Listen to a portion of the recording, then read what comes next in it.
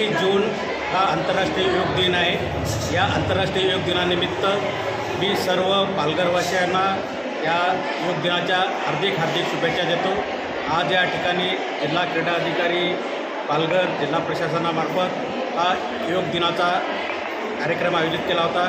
या ठिकाणी प्रजापिता ब्रह्मकुमारी आणि इथल्या लायन्स क्लबच्या वतीने अतिशय उत्कृष्टपणे हा योगाचं प्रशिक्षण सर्व उपस्थित अधिकारी कर्मचारी शाळेतले विद्यार्थी आणि नागरिकांना दिले, त्याबद्दल त्यांचेही धन्यवाद।